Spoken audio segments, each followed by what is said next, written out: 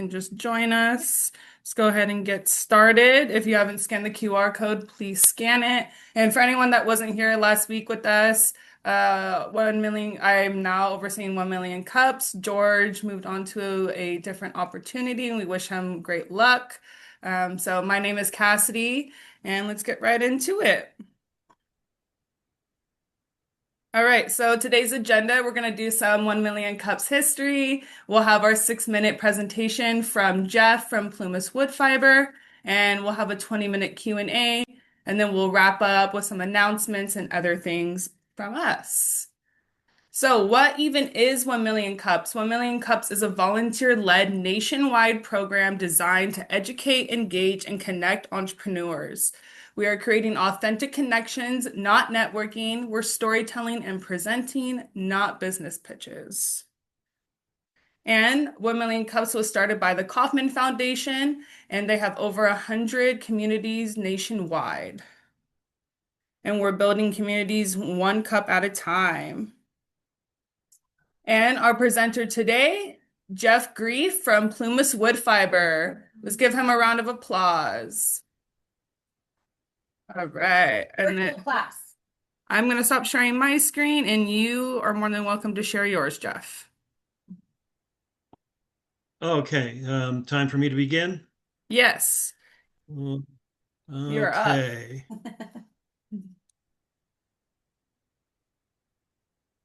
Can you see my screen? Yes, it's loading in. There we go. We can see it. Okay, good. And all right. Yes, thank you for the opportunity to present today. I'm Jeff Greef. I'm the founder and CEO of Plumas Wood Fiber, which is an effort to take forest biomass and process it into a substitute for peat moss for the horticultural industry. The basic motivation here is to move forest biomass out of the forest for fire safety and provide a product for the horticultural industry. So problem, we have severe forest fires due to excess biomass in our forests because we've been doing fire suppression for 100 years. The forests have far more fuel in them than they should have in the natural fire ecology. We know that if we remove that excess biomass, that it reduces the intensity of forest fires and the forest will survive a fire. But how do we remove that biomass? It's very expensive. If we can commercialize it to pay some of the cost of removing the biomass, then that helps a great deal in the effort to remove those millions of tons of material from the forests. The horticultural industry also has a problem. They need substitutes for peat moss. Peat harvesting up in Canada been reduced by climate change, which increases the cost of peat to the horticultural industry. Transport cost is high. It has high greenhouse gas impacts. So the horticultural industry wants to move away from peat. Wood is good. Forestry and horticulture can have a mutually beneficial relationship. We can take some of that excess forest biomass and process it into a product that can be used by the horticultural industry. The center photograph there is Dr. Brian Jackson in North Carolina State University, to whom I sent a bunch of samples of Western tree species to do analytic study to see whether they can be used as a horticultural substrate. And he's an expert in this subject. And his general conclusion thus far is that yes, our species can work quite well. So we have a solution to a couple of problems here. Process wood chips into potting substrate. This has been done in Europe for the last 2 decades. It's been produced in the US East Coast for about 8 or 10 years by 1 or 2 companies, but not done in the Western US at any scale. So here we are with all these forests, we've got all this excess biomass, and nobody's processing it into this particular product. There's a plentiful supply, there'd be a lower cost to the user with lower GHG impacts. So that is the basic idea. There's a big market. Horticulture uses a great deal of growing media. Basically, on the West Coast, the overall horticultural industry probably goes through 1 to 2 or maybe 3 million tons of growing media in different forms. You go to your local retail nursery and they have all those bags of amendment and potting soil, etc. That's a large part of the industry. But then the two photographs you see here are of commercial nurseries, either in greenhouses or outside, which use very large amounts of growing media. And they're beginning to incorporate wood fiber into that. But the wood fiber that they incorporate has to come from out of state because nobody's producing it here. So how do you produce wood fiber substrate? There are a couple of different ways. The machine on the left is called a hammer mill. That works, but it's not the best way to produce it. On the left are photos I took in Amsterdam of some machines called extruders, which produce the material um, by a different method, which is more efficient and produces a better product. So various different ways to produce this product. So what I'm proposing is to set up operations producing this material in California and get the business established. So phase one, a hammer milling project. Hammer milling is not the best way to make the product, but it does provide samples that you can use just to demonstrate it. I recently got a grant from the Conservation X Labs program to do just that. We have produced some samples of the material with a hammer mill. It's a kind of a less expensive way to produce samples, and we're going to be distributing those to the horticultural industry. A little bit more on that later. But then ultimately, what I'm working towards is setting up a larger production facility using twin screw extruders on an industrial setup to produce the material by the truckload, bale it up, and ship it out all over the West Coast and maybe all over the United States at a large scale. So that is what I would like to do. So progress that I've made thus far, I've received several grants. CAL FIRE, Plumas County Fire Safe Council helped me with a feasibility study. USDA Wood Innovations gave me a grant for pre-construction planning. Blue Forest has given me a commitment of a possible commitment of $2 million investment for the project. And recently, the Conservation X Labs Fire Grant Challenge, where they are looking for solutions to the fire problem. And we will be producing samples for growth trials to the horticultural industry, as I mentioned. We've done some analytic research in Western wood species to demonstrate that they can work for the process. And I completed a feasibility study with consultants in 2024, detailing the economics of the business, and that showed what I need to do to make the business be profitable. So right now we're engaged in this project Conservation X Labs to produce samples of wood fiber substrate to get out to the horticultural industry. The top three photographs are my partner's business there, Earthworm Soil Factory down in Butte County. He makes compost with earthworm biologics. The bottom three photos are of the project that he and I are working on to produce the samples to go out to the horticultural industry.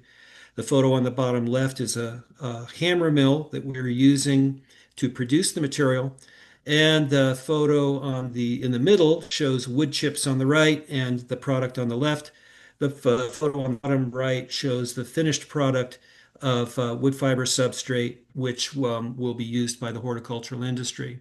So we're in the process right now of sending out this material to about 15 or 20 different nurseries, a few universities, et cetera, for testing over the next few months for them to give us results on how they feel that this material will work horticulturally.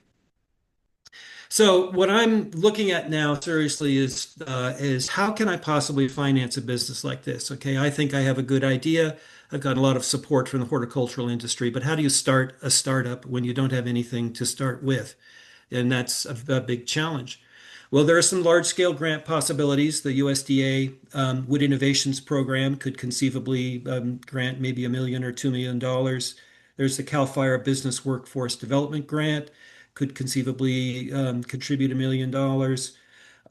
Then there are several programs in the USDA that I am optimistic about, but there's FPEP, which is the Fertilizer Production Expansion Program, which is looking for means of assisting American agriculture so they don't have to import products from overseas, and wood fiber substrate qualifies for that.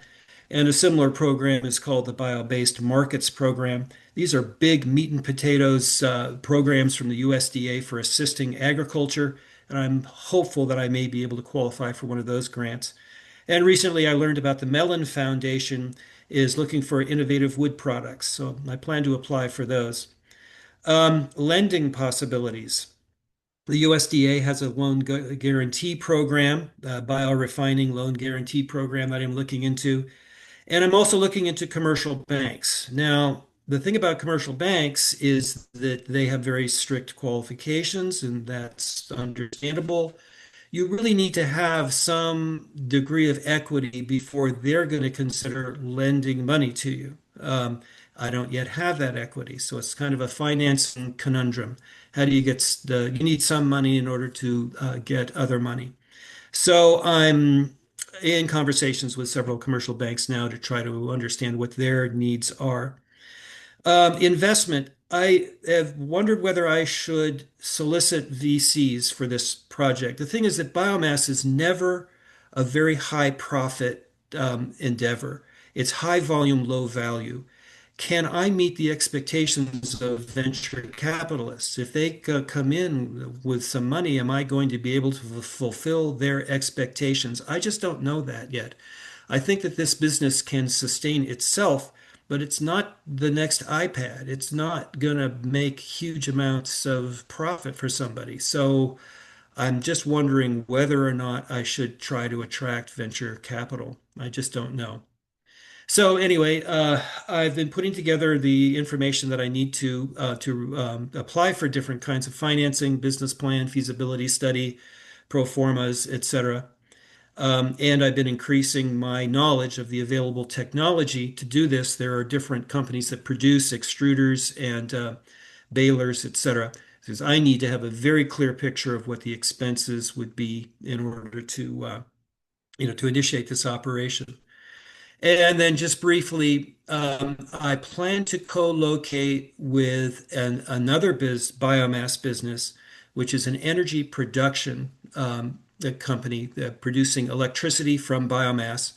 They hope to put in an electric generation plant here in Quincy from biomass, which I could co-locate with, which would give me electricity cheaper and help me manage the biomass intake. So it helps to co-locate a business, a biomass business, with another biomass business to take advantage of mutual needs. So if that happens, that would greatly reduce my capital expenses and monthly expenditures. Uh, so that's basically where I'm at right now. Um, uh, yeah, so any questions or comments? Well, let's first give you a round of applause. Thank you. Great presentation. I would say, what are the top three things that you think that you need support and feedback with? Like, it sounds like maybe you want someone to help you be prepared for these types of funding things. Is that probably in the Is that top fair? three? Yeah. Let's see. How do I stop sharing my screen? It should be a red button at the top of your screen said stop sharing. And then it also looks There like we go. Kent has a question as well. So whichever way you want to answer first. Yeah. Well, to your question, I I feel like I'm still learning about the general parameters of financing something like this. Now, as I said, my situation I think is unique. Every situation is a little bit different.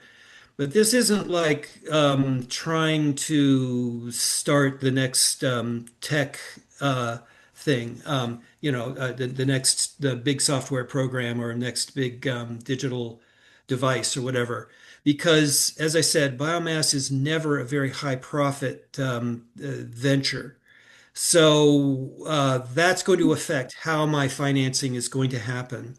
To what extent should this be a subsidized industry from government? Well, I hope that it's going to support itself, but the initial capitalization of $68 million is really high. Where's that going to come from? So anyway, that's kind of my conundrum at the moment. Did I answer your question, Cassidy? Yes. I know I'm not the right person to prepare you for that, but we can help you find someone that can help you do that. I know that.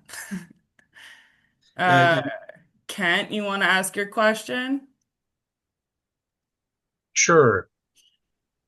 Um, okay, so the RV and tiny house movement, and maybe just the off-grid in general, I think there's a lot of people that want to do like composting toilets, and they're moving away from peat moss as a medium. They like coconut core or whatever, however that's pronounced, and but they're going into this wood stuff. And I think you probably get more of a markup there, maybe not a high volume, but Mm. you might look into that. yeah, my goal is to produce this material at very high volumes because, of course, what we're trying to do is to get biomass out of the forests, and that's a very high volume thing. So the question I'm wondering is who can buy it on a very high volume? The horticultural industry, these large nurseries, they buy this stuff by the truckload. Whether there would be a significant market there, I don't know. I haven't investigated that. That's an interesting avenue. There are a lot of, I'm sure, a lot of composting toilets across the country, and there are a lot of other uses for fiber of this sort. So, for instance, I've received several requests from people who are designing playgrounds because they seem to think that wood fiber is a good thing to put down on the playground for, safety purposes. So when the kids fall down, they don't fall on concrete. That was unique. I came from was unexpected. And I don't know to what extent that could become a significant portion of this. So, producing wood fiber, you're going to find many other uses for it. It can be used in mining remediation, where they have to filter the water that comes out of an old mine. They use the peat moss for that to a certain extent. Perhaps wood fiber can be used there. Yes, I'm looking for any uses, possible uses, and that's one that I hadn't considered. So, thank you for that, Ken. Gonna ask Oh, one other might be building material if it compressed, it'd be compressed into some sort of walls or buildings components.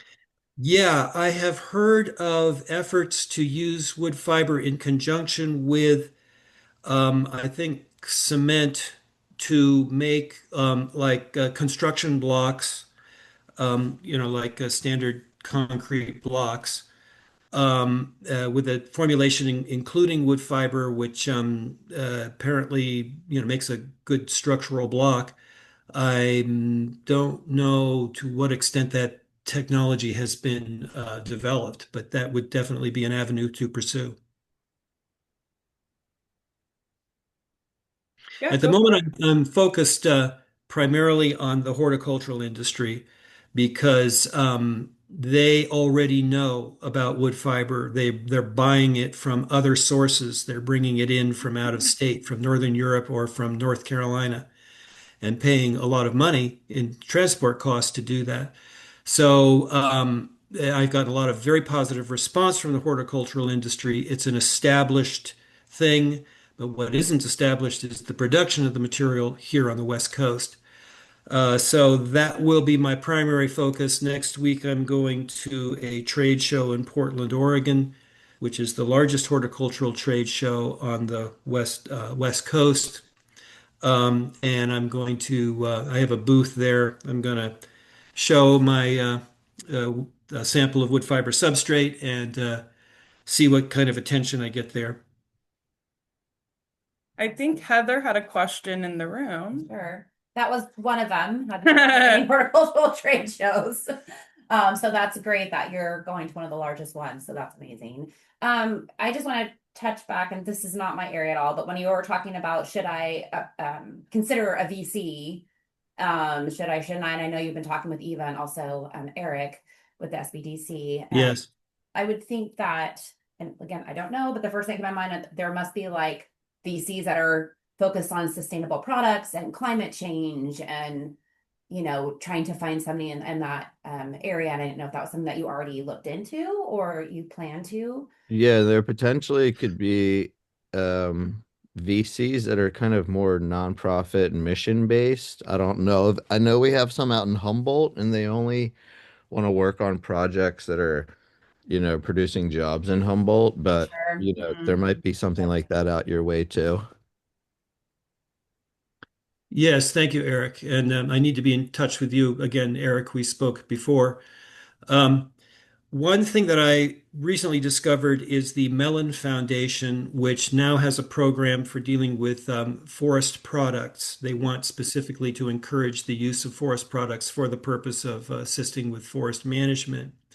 They have what is called a PRI, which is a program related investment, which is basically a very low interest loan, which is given for the purpose of advancing the nature of the project. Um, so I think I'm going to apply for that. That is appealing to me because it is an investment which is from someone with altruistic motivations who understands that this is not necessarily a very high profit an industry. And the PRIs are interesting program related investment because they can be transferred to equity, which means that later you could transfer it to other equity investors once the business gets established. So this is an aspect of financing that's new to me. But anyway, I will apply to the Mellon Foundation and see if they have any interest in pursuing an investment with this. Yeah. Cool. The commercial banking part of it that you're looking at would be more towards the equipment for phase two. Is that what, as far as loaning for equipment or? Yes. Uh-huh. So I spoke with one commercial bank, but their basic response was that if I don't have any equity to begin with, they wouldn't be able to lend to me. But what I'm looking for is I would like to finance a lot of this with grants. So I mentioned those USDA grants and CAL FIRE grants. However, grants are not going to pay for the whole thing, and so I will need to get a commercial loan. But how do you get a commercial loan when you don't have any money to begin with? The one interesting program is the USDA biorefining program, where they have a government guaranteed loan program, and then they also have a grant program called the Bio Markets program. Now, you cannot apply for the grant until you have qualified for the government guaranteed loan. Okay, so they want you to go to a commercial bank, get approved for a loan through this USDA guaranteed loan program, which is a good idea, but you can't apply for the grant until you have been qualified for that loan. And that's interesting because the grant could supply the equity Right. that would be required in order to get the loan to begin with. So it's, kind of Catch 22. in, Yes. Yeah, yeah, that's exactly what I said. Yeah. and that's typical of this whole situation. I mean, Yep. when you're starting out with nothing, which is what I'm doing, it's always a chicken and the egg situation, and I don't have a chicken and I don't have an egg, so how do I get started? Yeah, but the important thing to do is to keep doing things like this and the trade show. And because what I've found in lending, especially, is like just because one commercial bank says that they're not interested doesn't mean the other isn't. And it Mhm. seems like with these big, larger grants that you're talking about, that could be the stepping point that the USDA and their loan program needs to see. Like, okay, we got $1 million grant coming in. Now we need to stack. Then at that point, we can make a capital stack where, okay, we got $1 million grant. We can get another $3 million loan. The state's willing to come in with this piece, and um, it tends to stack a little bit easier like that. But Jeff's right. Uh-huh. I mean, he's in a hard spot because, it's like he said, there's very low profit margins for this type of business. The costs typically they seem to just keep getting higher and higher, as um, tariffs are being added and fuel prices go up. And so um, I think it really is something where from a grant standpoint that we need to really apply hard for these big grants. And then at that point, then we can start talking to commercial lenders or even just economic development lenders on some big equipment financing deals and stuff like that. So, or Yeah. win the lottery. Yeah. You One thing know, about the the thing that I tell all the business owners is just win the lottery and you'll all good. one thing That sounds about the ideal. grant, The lottery. there are grants from the USDA, Wood Innovations, and CAL FIRE Business Workforce Development grants, but they really want to give you a grant when you've already got your project set up, you've got most of your financial stack already set up. They want to come in at the end to give you that last little bit of money that you need in order to really get going because they want to see quick, immediate results for the money that they've given. That's fine, that's understandable. But I can't really apply for those grants now because I'm not at the end of my financial stack. So once again, it's chicken and the egg. Right. But I think I have some optimism for this Mellon Foundation because it's not exactly a grant, it's an investment. If I get a commitment from them, that could motivate other grants and commercial lending, perhaps. Yeah, there's another I'm not sure because we haven't met in a couple months, but there's another group that I've been sending folks to that, I haven't seen it work yet, but they're bigger projects like this. Um, it's it's based out of the governor's office and it's called Climate Tech Finance. Um, Climate finance. and Okay. supposedly, if you get signed up with them, I put a link I need to put it to everyone. I just put a link in the chat. Um, but if you go through that website and find the place to apply or whatever, it's similar to the SBDC where they have lending specialists that they'll connect you with.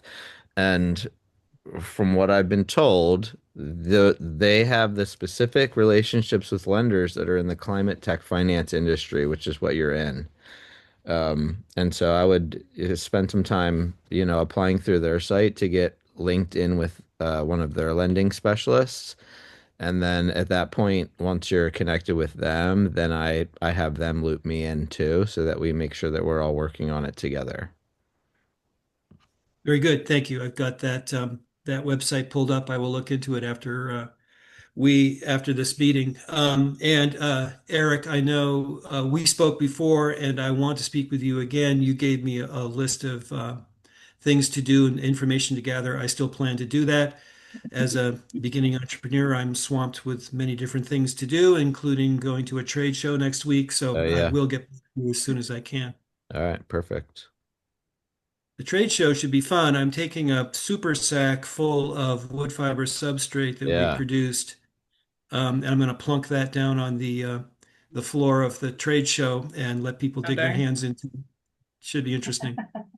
Yeah, no, I think that's probably, I mean, if you're saying it's the largest trade show of its kind in your On the West industry Coast, yes. on the West Coast, which is the market that you're trying to enter, then I think that that's um, Yeah, great spot for you to be. fingers crossed, man. I've Fingers been I've been crossed. to the I've been to this trade show twice the last 2 years as a entry registrant, so to Yeah. speak. This time I got a booth, so I can sit there with my materials and my super sack full of material and see how much attention it garners. Well, But hopefully it's a, along with it being a very valuable thing for my project, it's just a lot of fun. These yeah. shows, there's a lot of creative people there with all kinds of things that they're doing. But anyway, it's a Right. very good And place for me to expose what I'm well, doing. hopefully somebody brings a super sack of money for you to it. Whoa. One can But hope. also, yeah, I mean, you have so much charisma around this project and you're like all in on it. And so I can see how that, going to a trade show where you have other like-minded individuals there, it's going to be a really good place for you to network. And now you'll actually have your product there and it's not just talking about what you potentially could do. It's, hey, this is it. We have it. And so, I'm hopeful that you'll gain some excellent connections there also. Absolutely. Yeah, Thank excited you. for you, Jeff. It looks like there's some other links in the chat that Kent and Eric both shared. Anyone else in the chat or the room have any questions for Jeff? Any way that we can support him? No. If you have anything specific, oh, go ahead, Kent. Go for it. Yeah, of course, you talked about generating electricity with the material. It might be usable as a vehicle fuel. I know there's gasifier cars and things. It used to be something they did in World War II, and there's been some more recent interest. And I just put a link in there for open source ecology, uh, personal fuel makers from biomass. So you might check that out. Okay, Awesome. yeah, I have been looking into that. My ultimate goal is to move biomass out of the forests. I'm pursuing this idea of wood fiber substrate, but in my mind, the way that we're going to really move a lot of biomass out of the forest for fire safety is by converting cellulose into fuels, specifically liquid fuels and what they call sustainable aviation fuel. So, we can drive cars on electricity. We can drive trains on electricity or hydrogen, but you can't fly from San Francisco to London with electricity, at least not yet. So we need liquid fuels. If we can make liquid fuel from cellulose, that would be a big game changer. There are a lot of people working on this. I'm planning on attending another trade conference in September in Milwaukee, which is specifically oriented towards the production of sustainable aviation fuels. And if I, had my dreams manifested in 5 or 10 years, I would be producing sustainable aviation fuel from forest biomass. But that's a stretch for a lot of reasons. Wood fiber substrate is something that is much more realistic and doable in the next few years. Well, we're wishing you much of luck. And I definitely think you and Eric should reconnect again. And it sounds like he could definitely help you with the lending aspect of all this. Um, I know, Absolutely. I know you mentioned right before everybody came on that you're getting prepared for a pitch tomorrow. Is there anything that we can do as a community to help support you to feel like you're ready for that tomorrow? Well, a little bit of feedback. Did you feel like I explained the project initially well? Do you feel like you understand what it is that I'm trying to do? It's easy for a person who's been involved with something like this to not understand how well they are explaining it to people who are new to the project. So, any suggestions about how I should present my project? Any questions that were unanswered? Hmm. I think in the beginning you did a good job of explaining. I Mhm. think maybe the one thing is maybe if you could put shorter blurbs of text at a Yep. time. Yep. Because we all naturally as humans, we're gonna read everything as you're talking. So if you have like little blurbs like, oh, this is phase one, then you can click and then phase two comes up, then we're not distracted by the text. We're actually listening to you as you're going through those things. I think Yeah, too that much text. Yeah. yeah, that helps us as an audience be more present to what you're saying in the moment. I think that's one. I think two, I do it as well. I forget to smile when I'm talking about something I'm passionate about.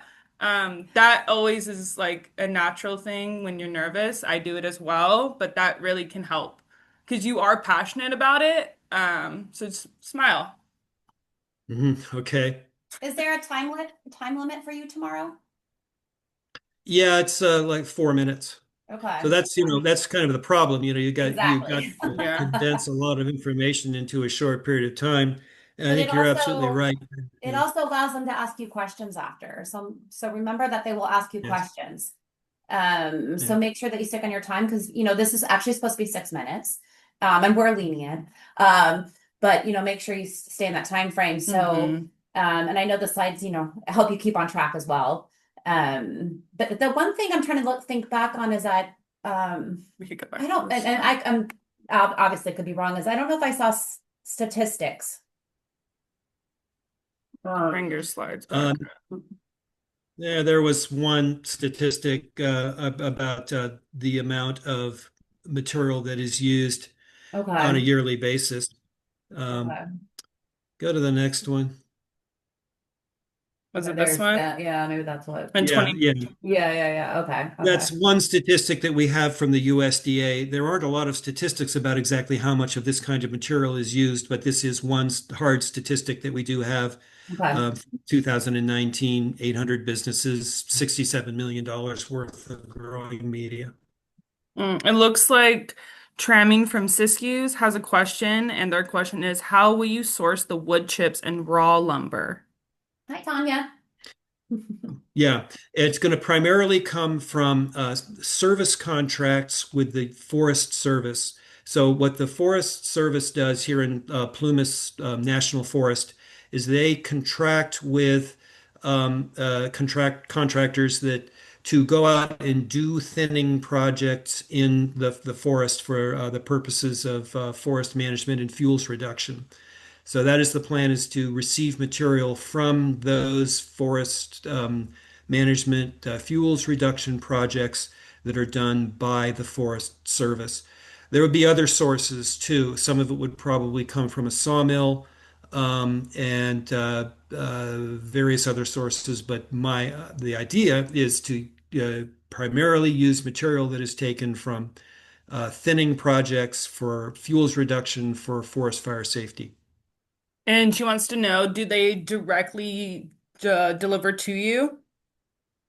There are various means. Yes, they ideally they'll come in with big chip trucks, which are big semi-truck trailers that hold 150 yards of wood chips at once.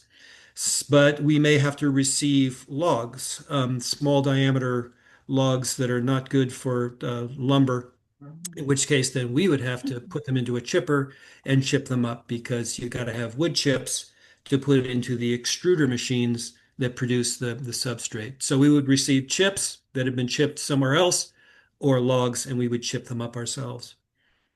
Now, the if I co-locate with the bioenergy plant, which is going to be producing electricity from wood chips, then we're going to be managing a big chip yard. We'll have a lot of chips coming in from different sources, different kinds of chips, etc. So I would probably kind of have my choice of what I want to use um, from that yard.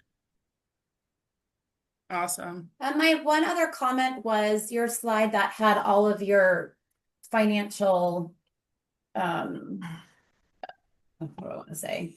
I think it was what was that, the second to the last slide? Yeah, I think it was Yeah, the financial statement. Profitability of yeah. what you're going after and all those kinds of things. I would narrow it down Yeah, that quite a bit, maybe because they're going to ask you. Yeah, I would say this one, the phase one, break these ones up so Yeah. there's less text, Text. and then this one. Because I really like the ones where you did a mix of visuals and short blurbs of text, because this leaves more room for, yeah, like she said, for them to ask questions, for one.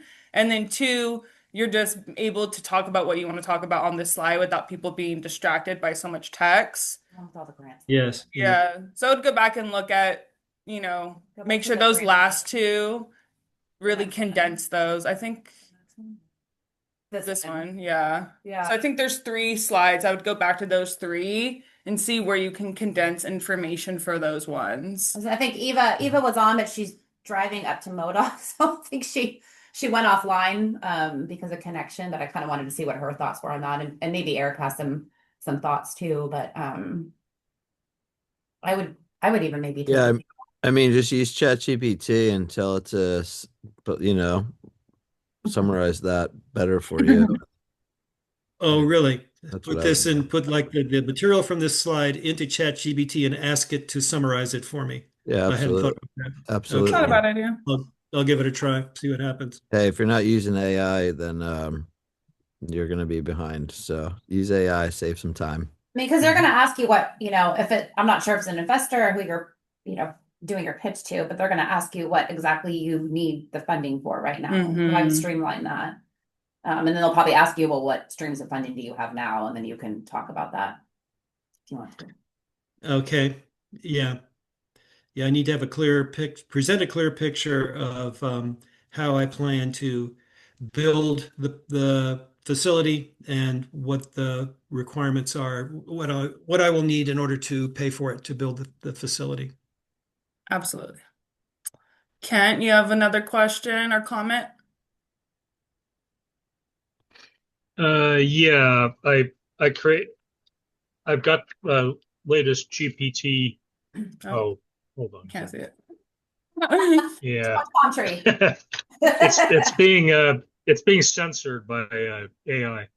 No, but it talks about how to do this for this kind of thing.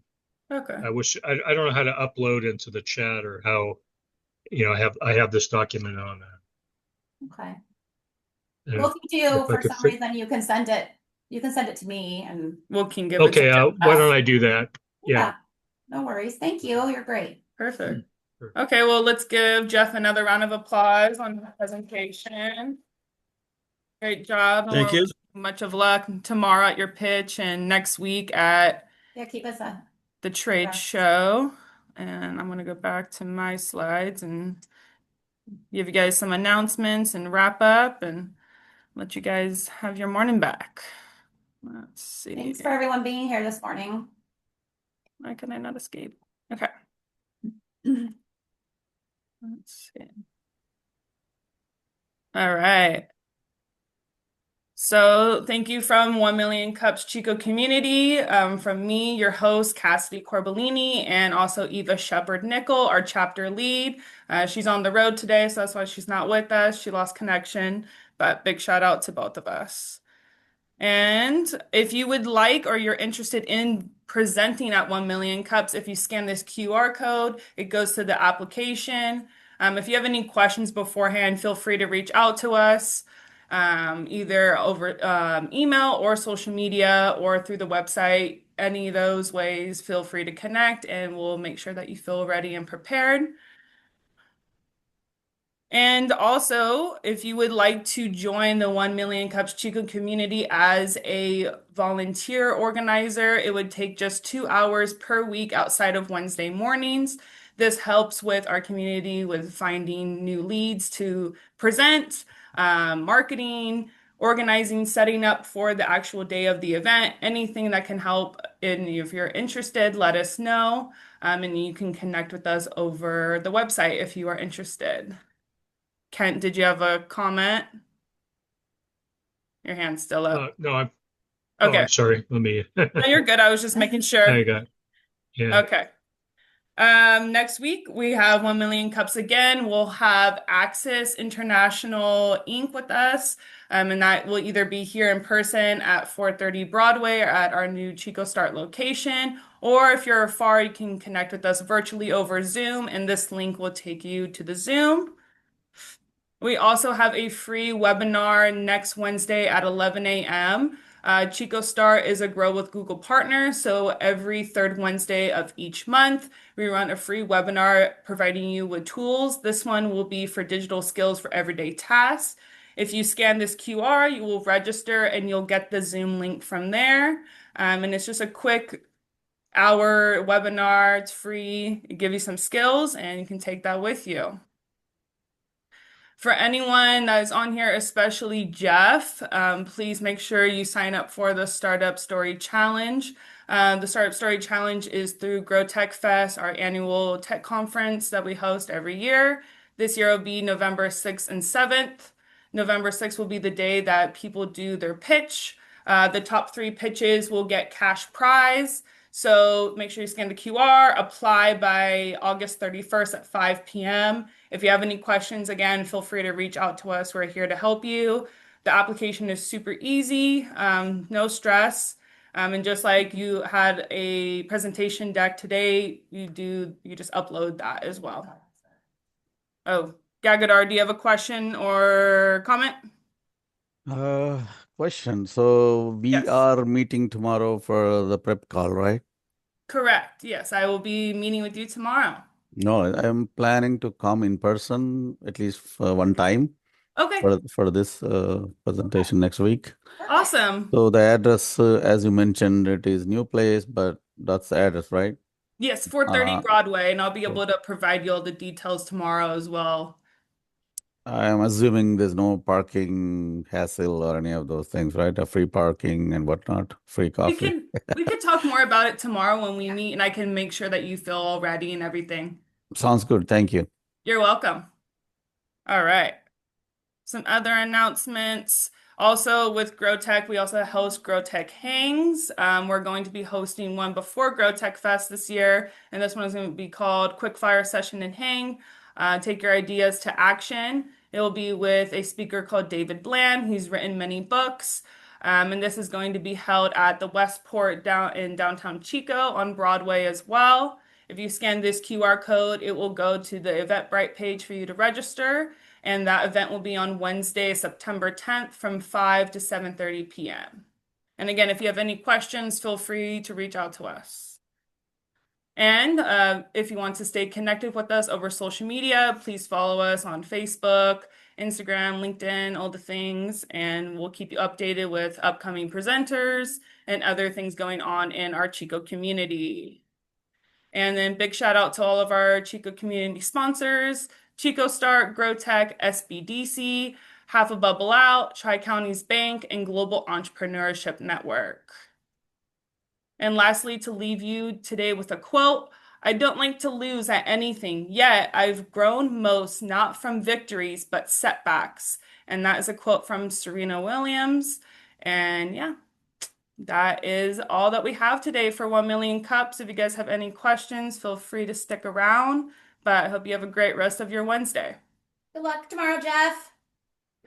Thanks a lot, and thanks for the opportunity today. I really appreciate it. You're welcome. I'm glad that Great you day, came back. everyone.